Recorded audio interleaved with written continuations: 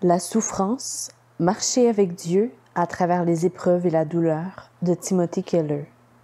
Introduction. La vague de panique sous-jacent à toute chose. Je pense que prendre la vie au sérieux ressemble à ceci. Tout ce que l'homme fait sur cette planète doit se faire dans le vécu de la terreur de la création, de la vague de panique sous-jacent à toute chose. Faute de quoi, il est dans le faux. Ernest Becker, The Denial of Death. Oui, en tout temps, je remercierai l'Éternel, et à jamais mes lèvres le loueront. Mon sujet de fierté, c'est l'Éternel. Que les humbles l'entendent et qu'ils se réjouissent. Psaume 34, versets 1 à 3. La souffrance est partout. Elle est inévitable et son étendue nous bouleverse souvent.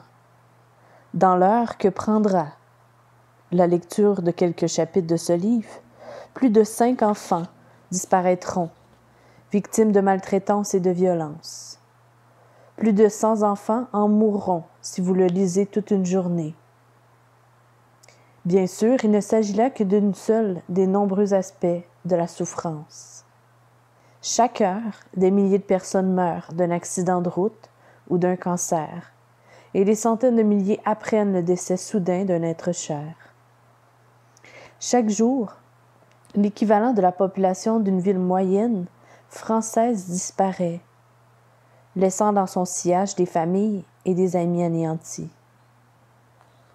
Lorsqu'une seule et même catastrophe de grande ampleur coûte la vie à un nombre considérable de personnes, comme le cyclone de Bola au Bangladesh en 1970, le tsunami dans l'océan Indien en 2004 ou le séisme en Haïti en 2010, qui ont tous ôté la vie à au moins 300 000 personnes. La presse mondiale en fait ses gros titres et tout le monde est en état de choc. Mais les statistiques sont trompeuses. De tels désastres historiques ne modifient pas vraiment le taux de souffrance. Des dizaines de milliers d'individus meurent chaque jour dans les tragédies inattendues, et des centaines de milliers de personnes de leur entourage sont accablées de chagrin et traumatisées. La plupart d'entre eux ne feront jamais la une des journaux parce que la douleur et la misère sont la norme de ce monde. Shakespeare l'avait compris quand il a écrit. Chaque matin, de nouvelles veuves se lamentent, de nouveaux orphelins pleurent. Chaque jour, de nouveaux accents de douleur frappent le ciel de plein fouet. Le mal et la souffrance sont si répandus que ces statistiques nous font à peine broncher. Nous devrions pourtant réagir. Ernest Becker évoque le danger du déni de réalité devant la misère de la vie et le caractère aléatoire de la souffrance. Lorsque nous entendons parler d'un drame, un mécanisme intérieur de défense profondément ancré en nous se déclenche. Nous nous disons que de telles choses n'arrivent qu'aux autres, aux plus démunis et aux plus imprudents, qu'il suffirait peut-être d'un nouveau gouvernement ou d'une réforme du système social pour y mettre fin. Mais Baker pense qu'un tel raisonnement empêche de prendre la vie au sérieux ou d'admettre le vécu de la terreur de la création, de la vague de panique sous-jacent à toute chose. Cet état de panique émane de la mort. Elle est imprévisible et inexorablement de manière irréductible. Une thèse similaire a été publiée dans un article du New York Times à l'époque de Sniper de Beltway, qui tirait au hasard sur les gens dans la ville de Washington. Anne Patchett écrit « Nous cherchons toujours à donner un sens au meurtre pour bien le tenir à distance. Je n'ai pas le même profil que la victime, je n'habite pas dans la même ville, je ne serais jamais allé à cet endroit, ce type ne m'aurait jamais rencontré. Mais qu'en est-il quand il n'y a ni profil type, ni endroit, ni critère? Où nous réfugions-nous pour trouver la paix du cœur? Voilà la vérité, retarder notre propre mort est l'un de nos passe-temps nationaux favoris. Qu'il s'agisse de faire de l'exercice, contrôler son taux de cholestérol ou avoir une mammographie, nous nous protégeons sans cesse contre la mort. Nous pouvons déterminer le profil de la victime et identifier ce qui ne correspond pas avec le nôtre. Pourtant, un sniper qui vise bien et appuie une seule fois sur la gâchette nous rappelle avec atrocité notre mortalité. En dépit de nos meilleures intentions, la mort reste pour une large part arbitraire et elle s'approche inexorablement. Patchett et Baker mettent en évidence nos méthodes habituelles pour ignorer la vague de panique. Ce livre a pour but d'appliquer ce qui préconise, prendre la vie au sérieux. Je souhaite aider mes lecteurs à bien vivre, dans la joie si possible, en dépit de ces sombres réalités. La perte d'êtres chers, les maladies invalidantes et mortelles, les trahisons personnelles, les revers financiers ou les échecs moraux, nous tomberons dessus un jour ou l'autre si nous vivons suffisamment longtemps. Personne n'est à l'abri. Par conséquent, peu importe toutes nos précautions et tous nos efforts pour nous sauver, pour nous assurer une vie heureuse, peu importe à quel point nous travaillons dur pour réussir notre carrière professionnelle, être en bonne santé, riche et en bons termes avec nos amis et notre famille, quelque chose détruira fatalement ce bonheur. La vie humaine est irrémédiablement fragile et soumise à des forces impossibles à contrôler. La vie est tragique. Nous savons tout cela intuitivement. Les personnes confrontées à la souffrance et à la douleur apprennent à leurs dépens qu'il est impossible de les affronter avec leurs propres ressources. Nous avons tous besoin de réconfort pour ne pas sombrer dans le désespoir.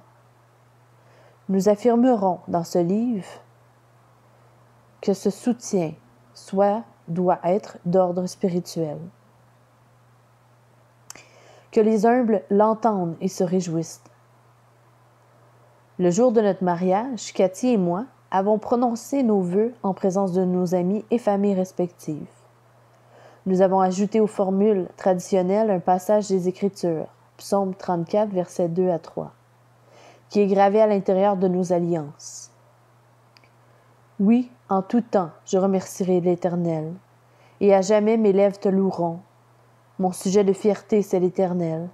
Que les humbles l'entendent et qu'ils se réjouissent. L'échange des vœux fut un moment émouvant, et les mots magnifiques de ce texte le rendirent encore plus intense. Nous nous lancions ensemble dans une vie de ministère, et nous étions impatients de proclamer le Sauveur au monde entier. Cependant, à l'époque où nous avions presque négligé les mots au cœur de ce passage, le verset 3 définit ainsi le succès dans le ministère. Que les humbles l'entendent et qu'ils se réjouissent. Cette phrase n'avait aucun sens pour nous, parce que comme Cathy le dira plus tard, à cet âge-là, la plus grande souffrance que nous ayons endurée était un ongle incarné.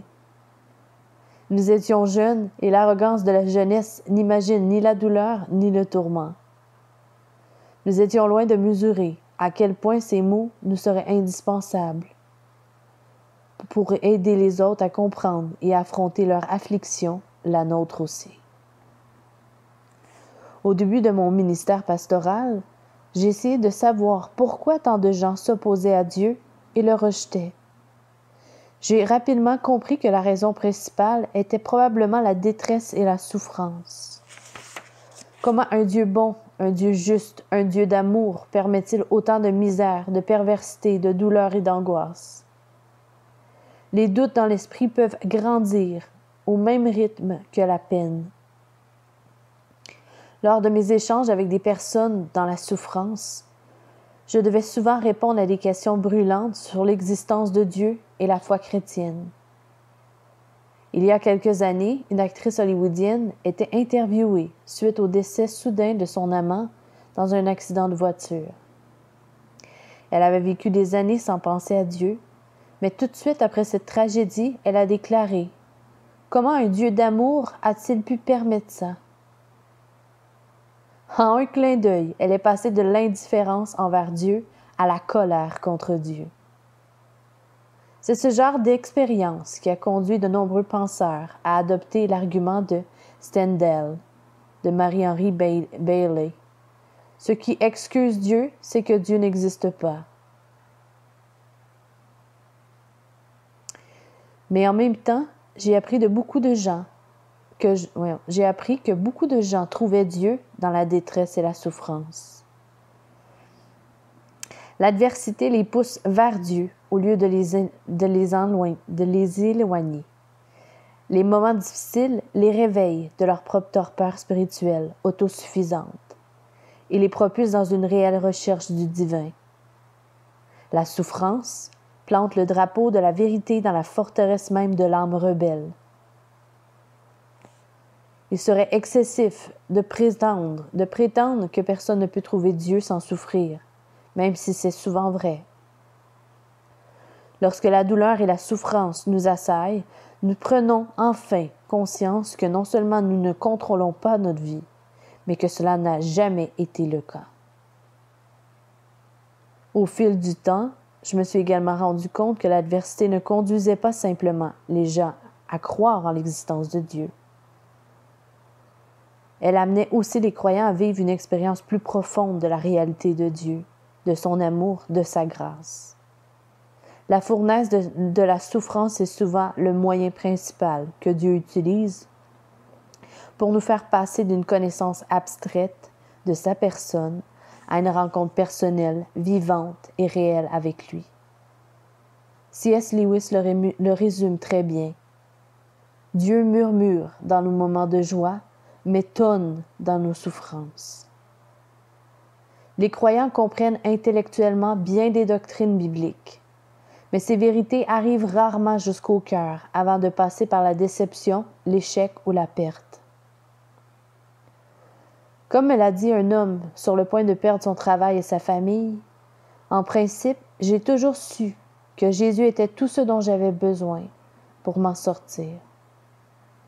Mais on ne sait pas vraiment que Jésus est tout ce qu'on a besoin tant qu'il n'est pas tout ce que l'on a. Enfin, à mesure que ma compréhension de la Bible augmentait, j'ai réalisé que la souffrance en était l'un de ses thèmes principaux. Le livre de la Genèse s'ouvre sur le récit de l'origine du mal et de la mort dans le monde. Le livre de l'Exode raconte les 40 ans d'Israël dans le désert, une période d'épreuves et de difficultés intenses. La littérature dite de sagesse dans l'Ancien Testament est en grande partie dédiée au problème de la souffrance. Les psaumes offrent une prière pour toute situation de vie. Ils sont remplis de cris de douleur et des questions franches à Dieu quant à l'injustice et au caractère apparemment arbitraire de la souffrance. Au psaume 44, l'auteur regarde son pays dévasté et crie « Seigneur, sors du sommeil, pourquoi te détournes-tu? Pourquoi ignores-tu nos maux et nos détresses? » Les livres de Job et de l'Ecclésiaste sont presque entièrement consacrés à une réflexion profonde sur l'injustice de la souffrance et sur l'inutilité de la vie. Sur un ton acerbe, les prophètes Jérémie et Habacuc expriment la plainte populaire lorsque laquelle l'histoire est régie par le mal. Des épîtres du Nouveau Testament comme Hébreux et 1 Pierre sont presque entièrement consacrés à aider ceux qui vivaient alors dans la détresse et la persécution. Pour couronner le tout, la figure centrale de l'Assemblée des Écritures, Jésus-Christ, est un homme de douleur. La Bible parle donc autant de la souffrance que de tout autre sujet. Cathy et moi avons aussi dû affronter nos propres souffrances. En 2002, un médecin m'a diagnostiqué un cancer de la thyroïde et j'ai subi une opération et des traitements. Presque en même temps, la maladie de Crohn de Cathy a atteint un stade aigu. Pendant plusieurs années, elle a dû subir de nombreuses interventions chirurgicales, jusqu'à 7 en 12 mois. À un moment donné, j'ai même envisagé avec elle, avec angoisse, de quitter le ministère pastoral à cause de la maladie chronique de ma femme. Ce fut la période la plus sombre de notre vie. Nous savons avec certitude, d'après les Écritures et notre expérience, que bien d'autres périodes sombres nous attendent, mais aussi des joies inimaginables aujourd'hui. Avec le recul, Cathy et moi avons compris pourquoi les gens croient ou ne croient pas en Dieu, pourquoi leur caractère empire ou s'améliore, pourquoi Dieu devient moins réel ou plus réel. C'est à cause de la souffrance. Lorsque nous avons étudié la Bible, nous avons découvert que son thème principal était la façon dont Dieu procurait la plénitude de la joie, non pas malgré, mais à travers la souffrance. Tout comme Jésus nous a sauvés, non pas malgré, mais grâce à ce qu'il a enduré sur la croix. Il existe donc une joie particulière, riche et poignante, qui semble ne venir à nous qu'au travers de la souffrance.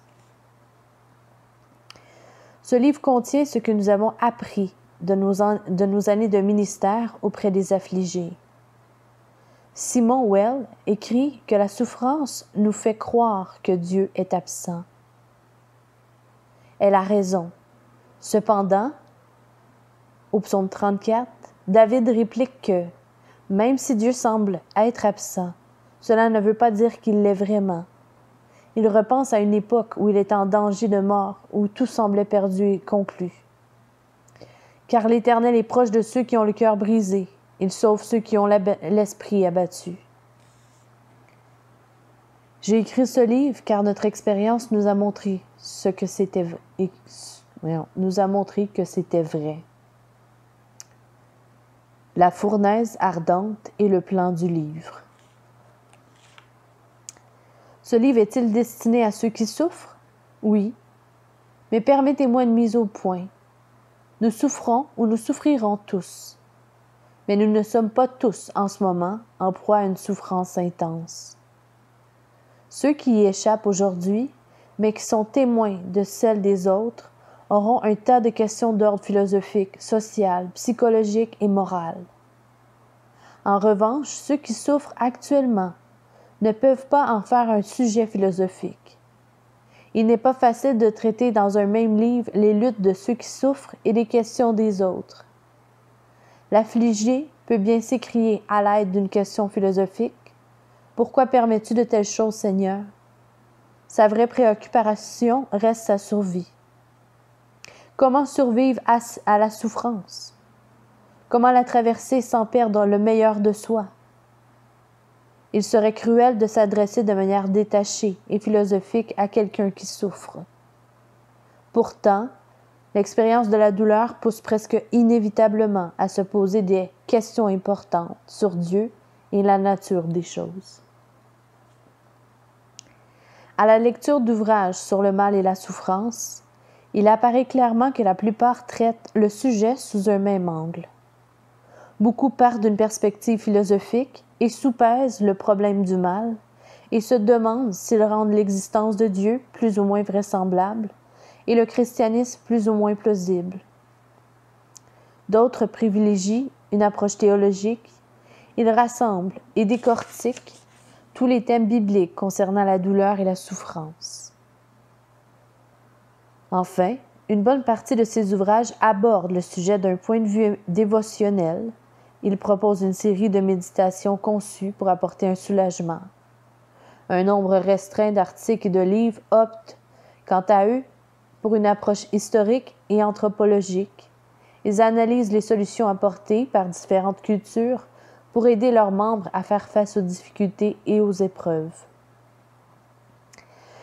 Plus j'ai lu de livres, plus il est devenu évident que ces différentes perspectives s'éclairaient mutuellement et qu'un ouvrage limité à une seule d'entre elles laissait beaucoup trop de questions sans réponse. Par conséquent, j'ai divisé ce livre en 3 parties, chacune traitant le sujet à l'aide d'outils différents. Ce qui les unit, c'est l'image centrale de la souffrance semblable à une fournaise ardente. Cette métaphore biblique est riche de sens. Le feu est naturellement une image bien connue pour représenter les tourments de la douleur.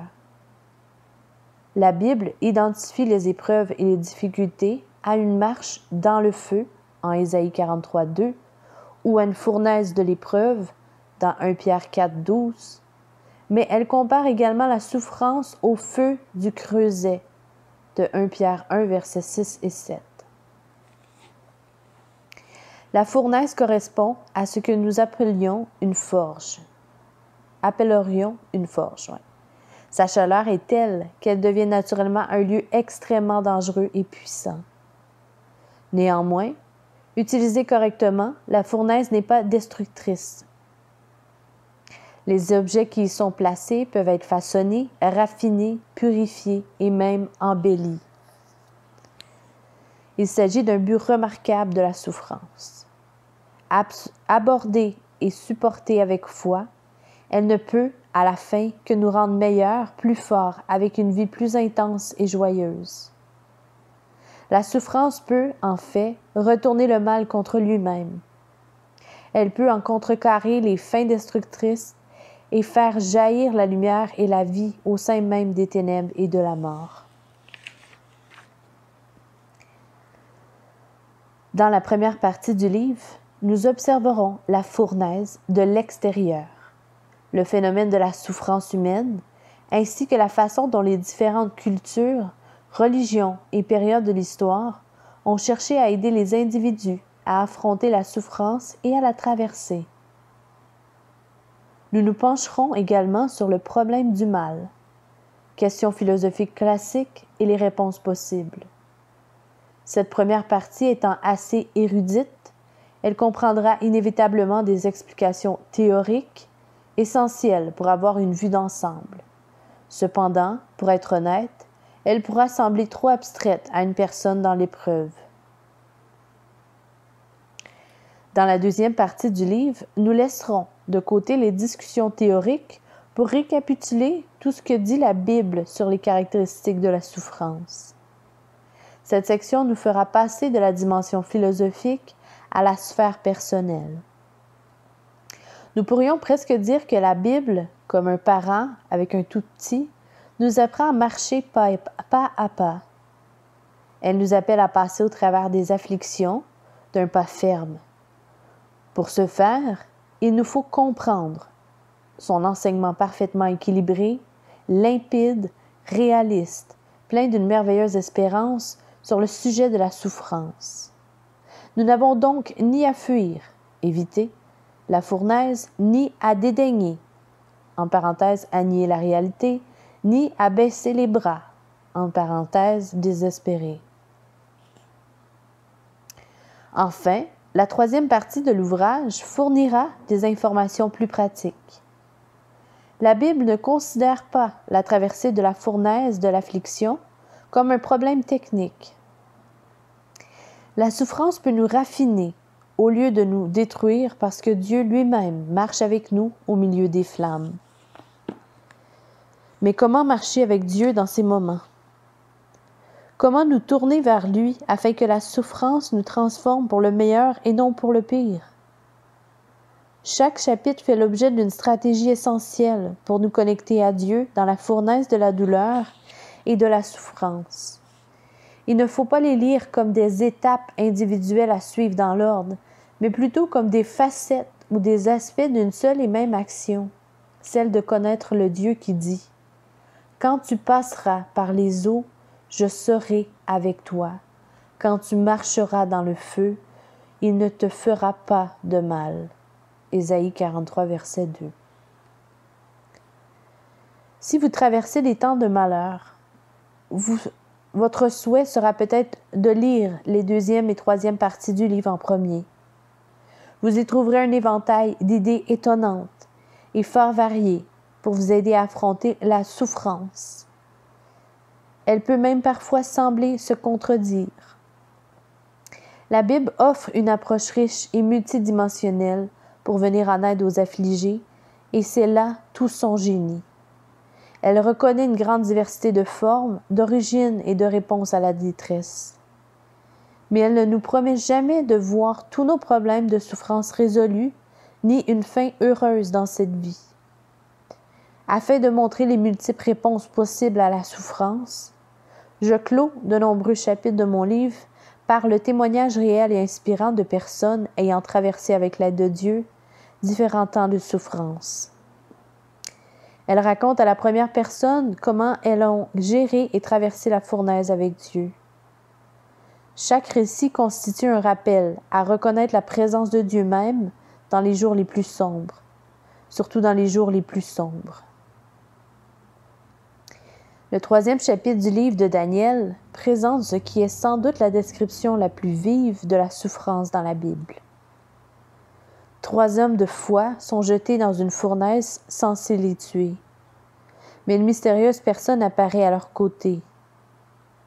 Les témoins ébahis voient non pas 3, mais 4 personnes dans la fournaise. Et l'une d'elles ressemble à un fils des dieux. Ils marchent dans la fournaise de la souffrance et ne sont pas consumés. Les lecteurs chrétiens du Nouveau Testament savent qu'il s'agisse du Fils de Dieu lui-même, celui qui des siècles plus tard allait affronter sa propre fournaise, infiniment plus douloureuse en allant sur la croix. La notion de Dieu marchant avec nous s'en trouve considérablement élevée. En Jésus-Christ, nous constatons que comme nous, Dieu fait réellement l'expérience de la douleur des flammes. Au sein de nos angoisses, il est vraiment Dieu avec nous, rempli d'amour et de compréhension. Il s'est plongé dans notre fournaise afin que lorsque nous nous trouvons au milieu des flammes, nous puissions nous tourner vers lui et savoir que nous ne serons pas consumés, mais que nous gagnerons en grandeur et en beauté. Je serai avec toi, je te bénirai, tes troubles, je te sanctifierai dans tes détresses les plus profondes. Fin de l'introduction.